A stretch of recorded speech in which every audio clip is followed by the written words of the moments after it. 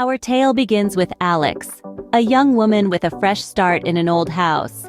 The structure creaks, groans, and whispers stories of the past, making it hard for her to ignore the eerie feeling that something isn't quite right. One night, darkness swallows her, and she wakes to an unfamiliar room. The chilling sensation of being watched creeps up her spine. Footsteps echo, growing louder, closer, and her heartbeat matches their rhythm. From the inky shadows, a woman materializes, clad in a long white gown, her hair as black as a moonless night, eyes glowing with an ethereal light. Fear roots Alex to the spot, her legs betraying her urge to flee. The spectral woman inches closer, her feet silent on the worn floorboards. A cold breath caresses Alex's neck, sending shivers down her spine. She knows this apparition bears ill intentions. Suddenly, the last thread of light snuffs out, drowning the room in pitch black.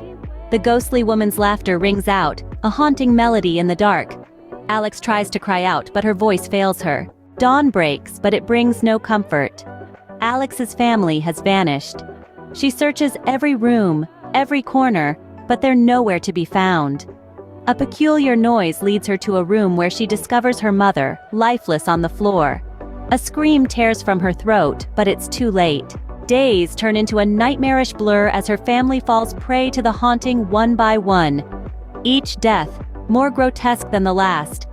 Desperate, she tries to escape, but the house has her in its grasp.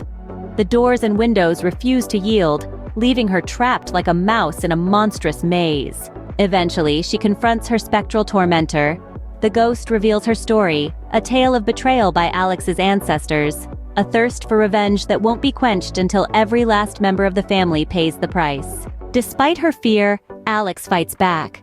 But she is no match for the wrath of the wronged spirit. She barely escapes the house, but the ghostly figure's presence lingers, an ominous shadow that will follow her wherever she goes. Thus begins a life on the run, a life shadowed by fear, a life with no respite.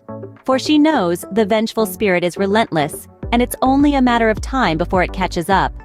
The question remains, how will Alex evade her spectral pursuer? Will she ever break free from this terrifying cycle? Only time will tell.